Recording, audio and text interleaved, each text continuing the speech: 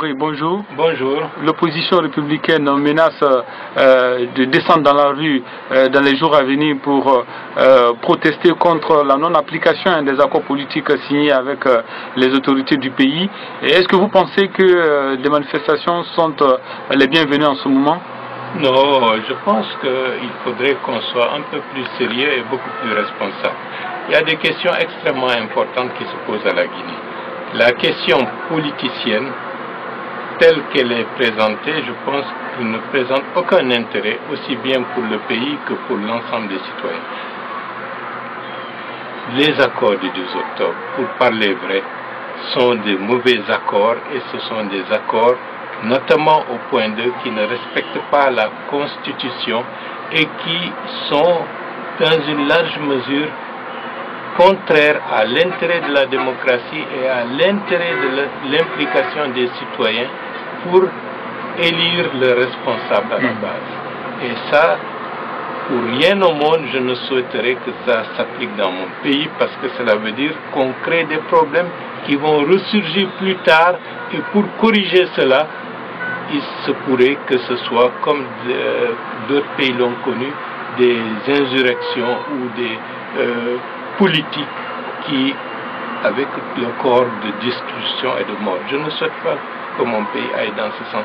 C'est pour cela que j'ai fait une proposition dans ce sens pour dire qu'il y a une autre manière de faire qui respecte la Constitution et qui prend en compte la question de la CENI dans ses difficultés d'organiser financièrement des élections à la base en faisant savoir que le Sénégal a, de ce point de vue, un exemple sur lequel on peut s'inspirer pour mettre en place dans les conseils dans les quartiers et dans les districts des conseils consultatifs qui sont composés des associations du quartier ou du district qui représentent les femmes, les jeunes, les sages, les cultes et tous les autres aspects socio-culturels pour que les citoyens se sentent bien représentés. Dans le cadre de ce conseil consultatif, ils peuvent élire leurs dirigeants et le premier dirigeant devient naturellement le chef de quartier de la localité.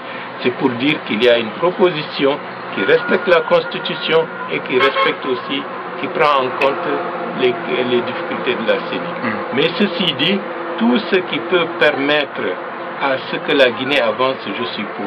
Tout ce qui peut permettre de créer des difficultés pour l'émancipation de l'ensemble guinéen, je ne suis pas favorable. Alors, rapidement, un mot sur l'éventualité d'un troisième mandat d'Alpha Condé. Le chef de l'État, le principal concerné, entretient un flou artistique sur le sujet. Est-ce que vous êtes inquiet comme les autres leaders des partis politiques? Non, je n'ai aucune inquiétude sur la question. Tout simplement, ce que je dois dire, la Constitution est très claire. 1. Le président Alpha Condé veut laisser des traces positives aussi bien à la postérité guinéenne que la postérité africaine dans sa globalité. 3. La Guinée fait partie de l'Afrique de l'Ouest. L'Afrique de l'Ouest, avec les exemples que nous avons, aussi bien en Côte d'Ivoire, au Niger, au Bénin, en Gambie et ailleurs, est en train d'évoluer de manière d'ensemble dans une dynamique de stabilité des institutions et de la confirmation du respect des constitutions en place. Et de ce point de vue, c'est extrêmement important. Et le quatrième point que je peux indiquer, la société guinéenne est en mouvement. Il y a la fin d'un cycle politique qui a commencé depuis l'indépendance.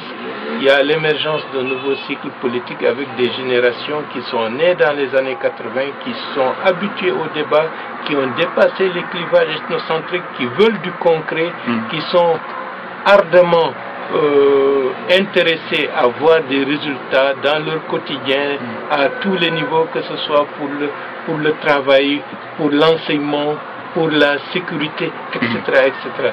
C'est cette génération qui est impatiente, qui est exigeante, ne peut pas se satisfaire, disons, d'une certaine volonté de l'ancienne cycle politique qui veut coûte que coûte, à travers des méthodes artificielles, se maintenir vaille que vaille.